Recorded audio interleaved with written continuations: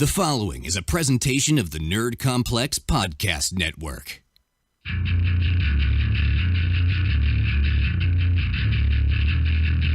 We would like to welcome you to Audio Suplex Live, brought to you by the Nerd Complex Podcast Network.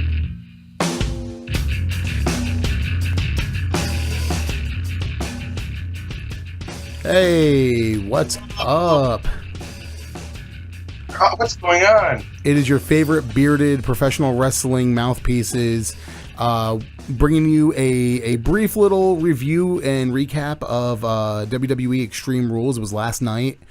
We're not going to be doing a proper live episode this coming Thursday, so kind of like what we did with Payback, we wanted to get together, Corey and I, and just kind of briefly go over our thoughts from last night, so we can kind of get them out there for anybody who watches our show and anybody who listens to us. Something that you can kind of like sink your teeth into and kind of get our take on the pay-per-view. So, Corey, how you doing? I'm doing all right. How are you doing, Travis? I'm good. Corey is coming to us from his secret lair, his bat cave that he talked about yesterday on the Extreme Rules pre-show. I get to save a little gas money tonight. Yeah, hanging with your fiance for the night. I like that you still have the glasses on. If you're watching a video version of this, you'll see that Corey has his ever-famous glasses on. Hey, if it ain't broke, don't fix it. I'm telling you what, man. So, hey, real quick, what'd you think of Extreme Rules? I was surprised how much I liked it. There was some lulls. Luckily, both crappy matches, in my opinion, were right next to each other, so you could just kind of tune out for that 20 minutes, and the rest of the pay-per-view was really delightful. I'm going to go out on a limb and presume that your two crappy matches were the mixed tag match and the women's championship match. No, the tag match and the cruiserweight match. Really? Those were your two least favorite? Just you. Those were both great matches. Yeah, no, they were fantastic matches. The cruiserweight title match was insane. So, but we'll get to that in a little bit here. Do you want to just dive right into the card? Just go down match by match. Let's go down on the card, if you know what I mean. I didn't watch the pre-show match, so I heard that was all right. It seems kind of lame. All right. Well, we'll just cover. Well, actually, when did you didn't watch the pre-show match? You said.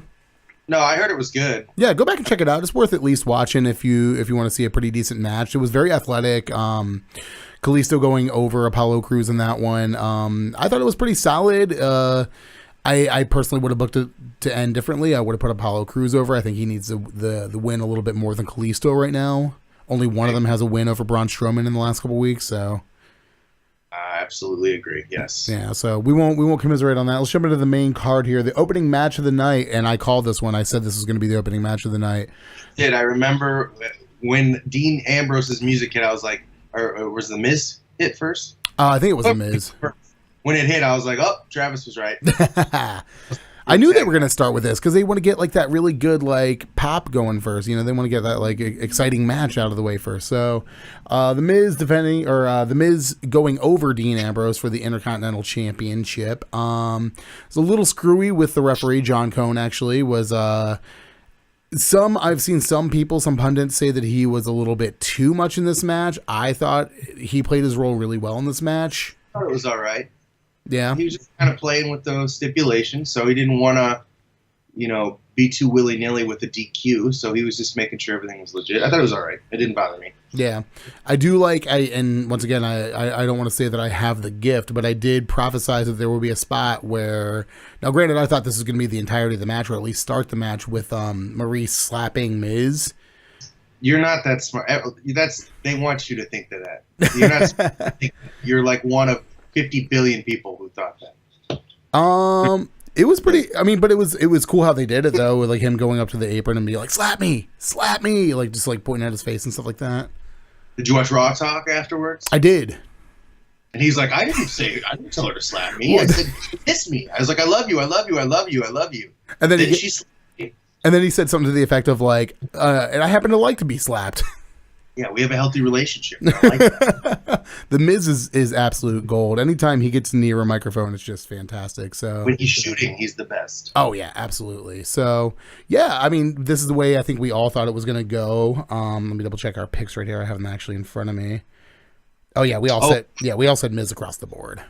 You talked about winning in the picks or tying with the picks, but I specifically remember saying we had to pick who took the fall as a bonus tiebreaker.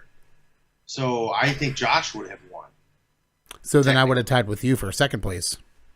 Because it was a close. I mean, we were all within because if we count me, and we'll get to this with the main event with who took the fall, then I have 5. If we don't count that as if it's just a bonus point, then tiebreaker point. Tiebreaker point. Okay, well then I'm tied with you for 4 points then. So second, I still didn't come in last, so that's all that really matters to me. That distinguished accomplishment goes to the pre-show shopper.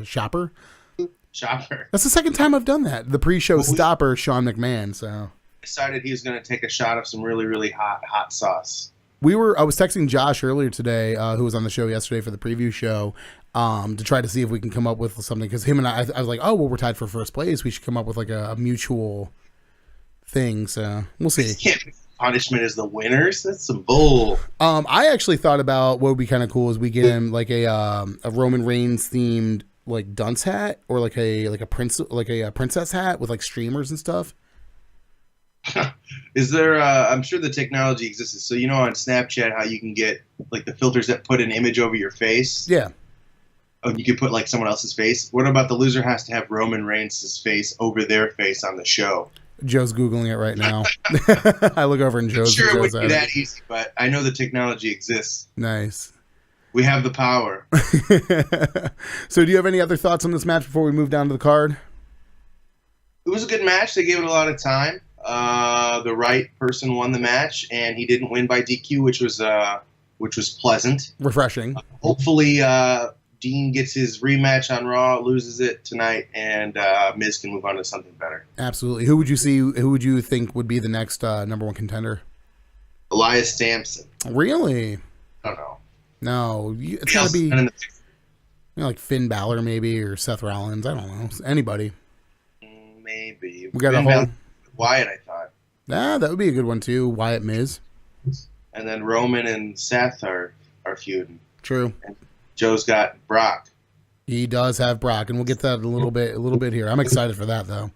Yeah. It's gonna be Miz and Dean forever. Until Dolph Ziggler comes over. Oh God, don't tell me that. All right, so next match on the card, we have the mixed tag match. Rich Swann and Sasha Banks going over Noam Dar and Alicia Fox. Corey Reister, I made a mistake. You are a fool.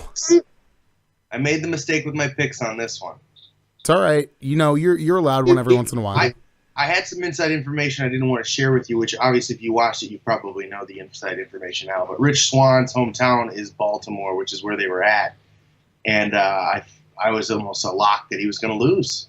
It's a different time now, man. It's not always guaranteed that the babyface is going to lose in their hometown. Bayley lost in her hometown in the women's championship to Alexa Bliss. She lost to the superior wrestler though. A month ago.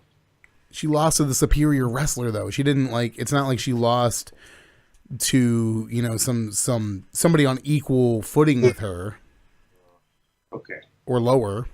But anyway, I don't have a lot of thoughts on this. I will say, though, I am really kind of getting sick of the internet community at large and a lot of people on YouTube and Twitter and stuff like that talking about Sasha basically being demoted when I see this more as a thing that they're doing to bring attention to the cruiserweight division and using the star power of a Sasha Banks to get eyes on there that wouldn't normally have been there. I mean, I guess, although Sasha Banks, who is she trying to bring? Who are fans of Sasha Banks that aren't fans of 205 already? I'm sure there's probably some crossover there. I was a fan that they didn't change the ropes for this match to cruiserweight ropes. They had the standard red for this one. So I noticed that too, actually. That was pretty, it was kind of refreshing. It was kind of weird to see a cruiserweight. It was like Rich Swann coming off of a red rope. I was like, this is weird. I don't I liked it. Are the ropes lava? No. Not during matches. So moving from one women's featured match to the women's championship match. Unless, did you have any other thoughts on the mixed tag match? No. I didn't think so. All right, so moving on from one to the other, we're going to go over Alexa Bliss retaining in the kendo stick on a pole match over Bayley Martinez. Pamela Martinez.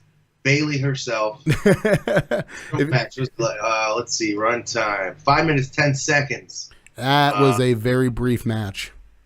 Yeah, yeah.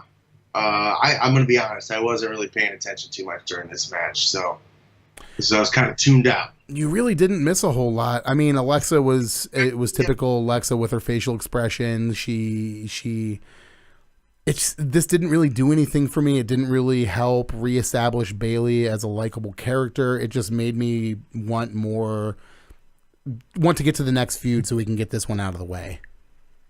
Was it Bayley that actually grabbed the kendo stick down, or was it Alexa Bliss? There was a spot, and I might be remembering this incorrectly, where they kind of both went for it at the same time. I think Bayley knocked it down, and they both ended up out of the ring, and then they kind of just did this like simultaneous dive into the ring from different corners at it, and then Bayley ended up with it, and then of course there was like that moment of hesitation. She couldn't swing it. Alexa got her hands on it, and then it was just over from there. So just like I said was going to happen. Yeah, so I think a lot of people kind of saw it going this way. I don't know, like, what are they doing with Bayley? They're killing her. Her character is literally pretty worthless right now. Definitely not doing her any justice by booking her this way, as being a child and, not winning any important matches. Yeah, I don't know, man. I just don't know if she's as likable a character as she was once. I don't know. It's kind of dark times for Bayley fans, man. Well, she's the worst. So. Well, her and I. You're allowed to have your opinion. So let's move on to the tag team championship match. Probably one of my favorite matches of the evening, notwithstanding the two matches that followed it. Sheamus and Cesaro taking back the titles from the Hardys. Corey, what are your thoughts? Great match. Little confusing, Jeff getting out of the cage and then going back in the cage. I've never seen that happen. Are you allowed to do that? And if that's the case, at the end when Matt gets out of the cage, does that mean they technically would have won? There was a bit of commentary. During that actually explained it as. I know Michael said we're back at square one. Right? Yeah. So basically, it resets, which I didn't think made sense, but I mean, I guess the way they should have booked it is once Jeff is out, he can't go back in. Like, right, you get to watch Matt get annihilated to end the match. That's how I think it should have went down. There was something I saw online this morning that actually kind of made me think of something. We really do need to get rid of the cage door. Yeah, I mean, yeah, I agree. It's go in the door, but you cannot exit the door. Yeah, it's very wonky in terms of like the look of guys trying to get out the door. I guess you can set up those cool spots where like some guys are going over the side of the cage and then like somebody's going through the door on the other side, and it's like who's going to get out first kind of thing. But the door reminds me of like ladder matches when people are climbing the ladder excruciatingly slow. Oh, it's the worst. And it's like Sheamus tonight trying to get out that door. He looked like he was stuck in tar. That's what I'm saying. It looks like his feet were nailed to the canvas. Like he couldn't. You can't walk 2 feet and get out the door. Matt's dragging him back in, and he like puts his leg back over the rope so he can pull him back into the ring instead of staying on the outside of the rope near victory. How about that whisper in the wind spot off of the top of the cage? It looked good. I mean, I don't know how Sheamus and Cesaro didn't see it coming. Like, he climbed the cage and stood there for a while. Yeah, they did that really goofy thing sometimes where you see with like an aerial spot where they just kind of like stand and like look at each other like, what do we do? Do we move? Like, up in. So it's one of those times where professional wrestling really kind of takes you out of the fantasy world and kind of like reminds you like, these guys are here to catch them. Yeah. So, yeah, I think the right team won. That's my biggest takeaway with this. And I said this in my pre-show picks. I think the only one amongst us who said the Hardys was Sean, but he's a fool, so. Whoa. That's right, Sean McMahon. If you're listening, you're a fool. Okay. So, yeah, right team won. Good match. Entertaining. Once again, I think I kind of put the same category as the Ambrose Miz feud. Let's blow it off on Raw and get the next person ready in. Let's go.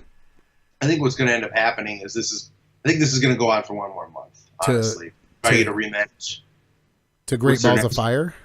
Yeah. What did you think? Okay, so I got to ask, what did you think of the Great Balls of Fire video package that they put together with the whole 50s theme and the Finn Balor leather jacket? And it was all right, but I mean, for what they had to work with, I thought it was okay. I think the idea is stupid. I'm going to regret saying this, but I feel like I'm slowly coming around to it now that I've seen like a video package with like the 50s theme. Like if we get to this show and it's like a couple of like classic Domino come out with Cherry and then one of them, I can't remember one. I want to say it was Domino tweeted last night that it's not outside of the realm of possibility for them to show up at the show. That would be so funny. I would lose my mind. What if they like came out to open the show and then we're just like annihilated by the Revival? That would be awesome. That would be fantastic. Big return pop for them. Everybody's having a good time. There's classic cars everywhere. Cherry's with them, and then the Revival come out, hit him with the Shatter Machine, and then send him back to whatever indie promotion they were working with right now. Are they still a tag team, you think? Oh, I'm sure they are. I mean, I'm not going to do the research right now, but you know, I don't think they would be, but who knows? Isn't one of them related to Jimmy Fly Snuka? Yeah, one of them. I want to say his son. That would make. I mean, his daughter's wrestling. Yeah. Mina. Yeah. No, like I said, I don't readily know off the top of my head, but I thought it was cool. It kind of got me a little more invested, especially now knowing what the main event's going to be. So. Oh, yeah. Moving right along, let's move over to the Cruiserweight Championship match. We have the champion Neville retaining, putting a bunch of egg all over this beautiful visage right here, this little face, over Austin Aries. Oh, hell of a... Told you. We're like, you fool. Well, that's fine. If I get to call Sean a fool, you guys get to shame me and make me to be a fool, because Austin Aries is the worst. Is the worst? The worst at beating Neville. Wow. Bold statement there. You'll hear it here first. We're going to have a career versus championship match at Great Balls of Fire. Do you think do you genuinely think they dragged us out to one more? Yeah, and then Austin Aries gets fired. And then joins commentary. Back to TNA. I'm sure they want to probably move either Corey Graves or Tom Phillips off of 205 Live. Probably Corey Graves. It would make sense to move, Aries can't get it done. He moves back to commentary and then just joins up with Tom Phillips on Tuesday nights doing commentary. You got Tom Phillips doing SmackDown, 205 Live, and NXT. Does he do main event or Superstars? No, they actually just got a new commentator for main event. I don't know who watches main event. I don't know. I don't have Hulu, so I think that's the only place you can watch it. That Aleister Black match that they had like last month was like the first time I've seen anything main event related in probably.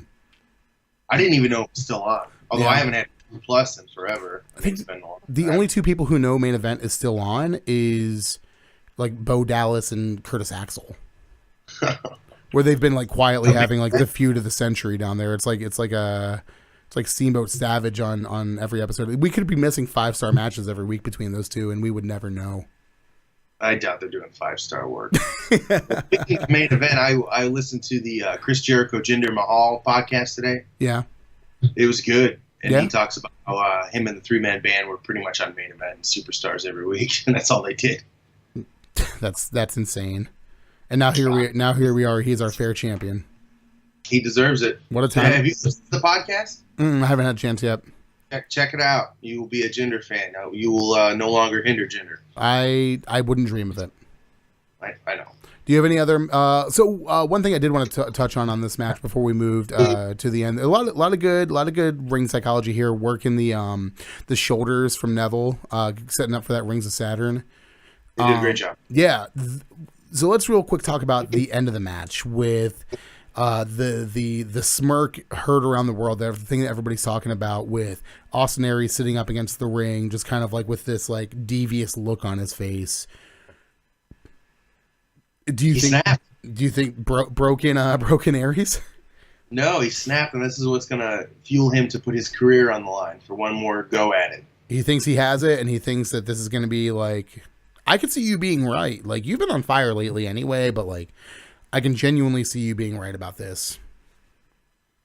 And I can see either going like he loses and then like that's it, and then he's done. He just goes to commentary, or he loses or he wins, and then we go from there. I think a good way for them to do that is have him lose the match the next week at 205 Live.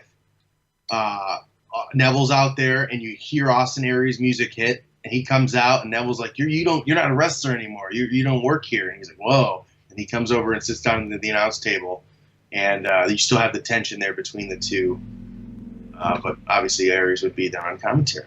That would be fair. I mean, I'm okay with it. Obviously, I don't want to see Austin Aries get out of the ring quite yet. I still think he has a lot to offer from that standpoint, but maybe it'll be temporary. Maybe he'll take like a couple months off from the ring like he did when he was injured and do the commentary thing again until something worthy storyline-wise, because he is top-level talent in the Cruiserweight division, and if he's already had X amount of opportunities and didn't win the title, what else are they going to do with him?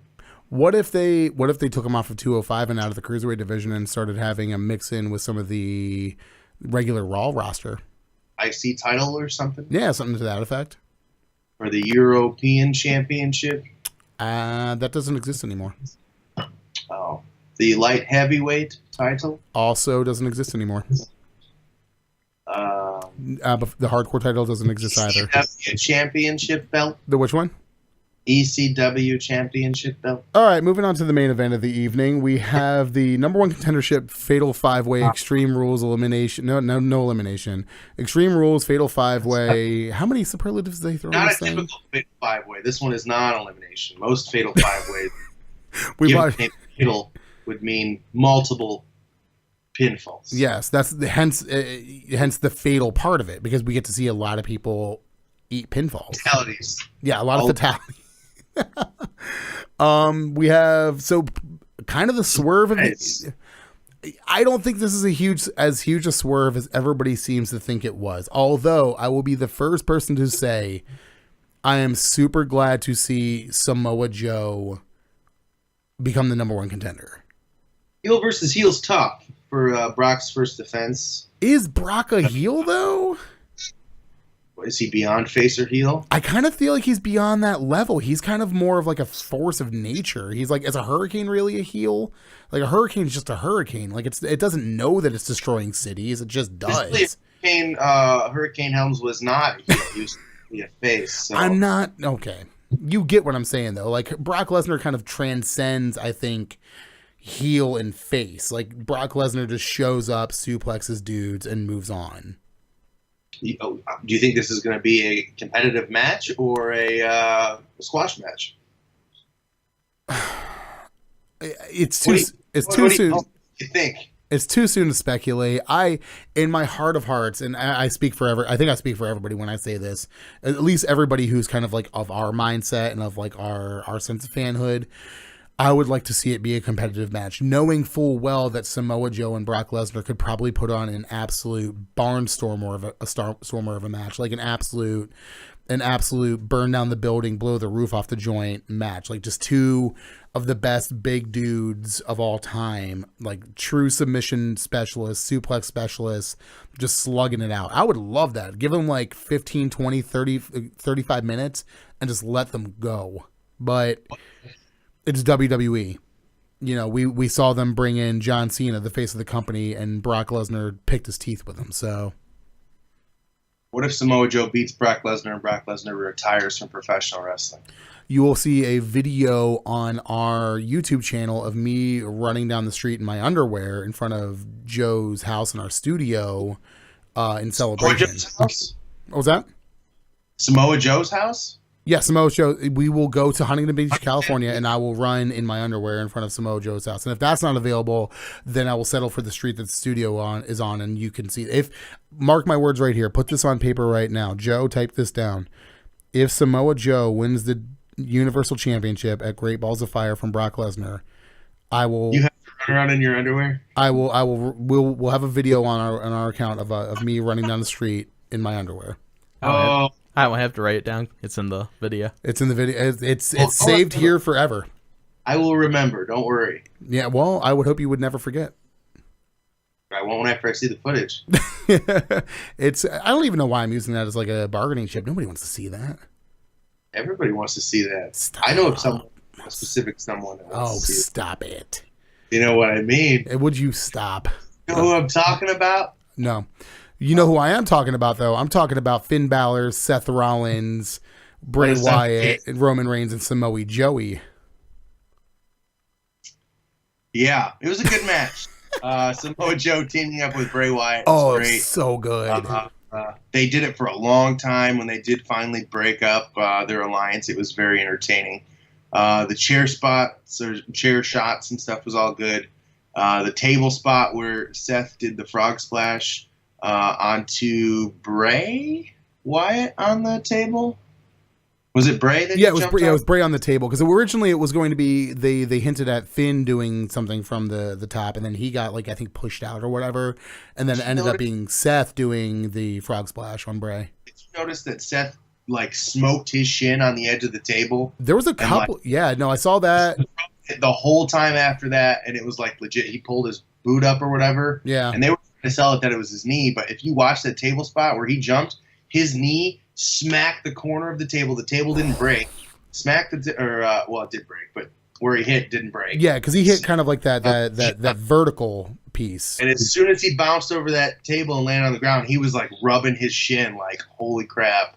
And then he had a whole segment with Roman after that where he's running around.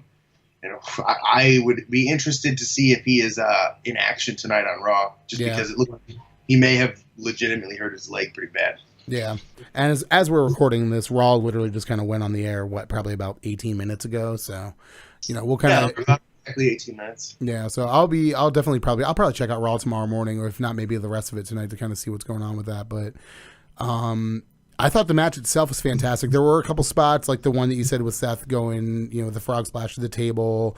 The infamous, as you can see in the photo down below here, the infamous Finn Balor kick to Roman Reigns' face. Beautiful. Oh my God. I was watching it with a friend of the show, Tyler Dreyer's house, and we all just kind of winced simultaneously. We're like, ooh, oh, that was a stiff kick right to the face. Yes. And then the video I sent you of Finn Balor kicking the second rope. Oh, it's Samoa Joe's head. I saw that.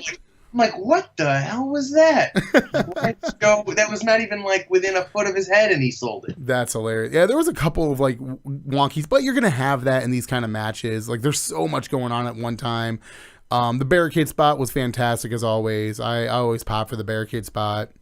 Roman played dead for 20 minutes on the outside after that first segment he was in, and then he was just out. The finish was really good too, because they did a really good job from a storytelling perspective to you legitimately thought that Roman was going to win it, and then you legitimately thought that Finn was going to win it with the coup de grace and everything like that. And then when Joe came in, I was just like, this is it.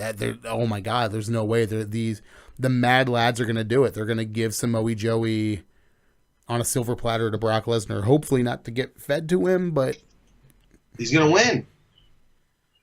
We're going to see you in your skivvies. I want to say you're wrong, but then again, Jinder Mahal is the WWE champion. So at this juncture in life and at this juncture of fandom, anything is possible. So it's a rematch at SummerSlam, and he beats Joe and gets the belt back, and he'll have it for when he needs to face Roman. And there will be footage of me running down the street in my skivvies. So, ladies, I know someone wants to see it. Yeah, we'll talk about that off the air, man. We have a lot of conversations to be had later about that, and we'll keep that. Let's kibosh that right now. Talk about it on every episode. Let's take that underneath the treetops, shall we? That's a little industry term. All right, dude. I know you've got some stuff you want to do for the rest of the night. You probably watch Raw and enjoy that engaged life. So, we're halfway through season 5 of House of Cards. I have not watched a single episode. Yeah. Joe approves. Joe's nodding in approval right now. This season's crazy. Is it good? I feel like they're stretching. So I won't give away anything too spoilery. There's an election. I'm never gonna watch it. No, you should definitely watch it. There's an election, and it's been stretching out. I'm like, okay, well, we'll just watch this episode because it's the results from the election. And they've been stretching out the results to this election over it's been 4 or 5 episodes already where it's the results still aren't in. So it's what the hell? Ugh. Unreal. Hopefully we'll find out tonight what happens. Unreal. But yeah, I'll watch Raw tomorrow. Yeah, I'll probably. I've got the morning free tomorrow, so I'll probably take some time and fix some breakfast and enjoy some Monday Night Raw on a Tuesday morning. So, all right, man, I'll let you get back to your house of cards. We're going to get out of here. Make sure you guys tune in Thursday for our brand new episode that's going up Thursday night with us, Alex Jordan, the Natural Aces, Sam Beal, and Ace Miles from Northwest Ohio Wrestling.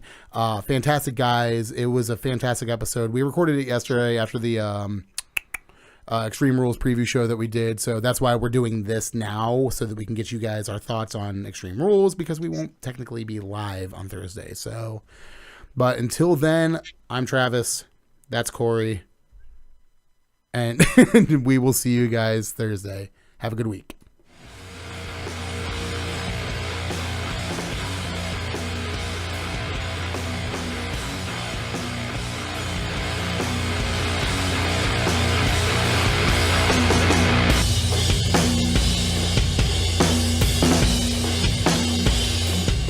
Hey guys, we would like to thank the band Wax for our intro and outro music. You can check them out at waxoh.bandcamp.com. You have been listening to the Nerd Complex Podcast Network.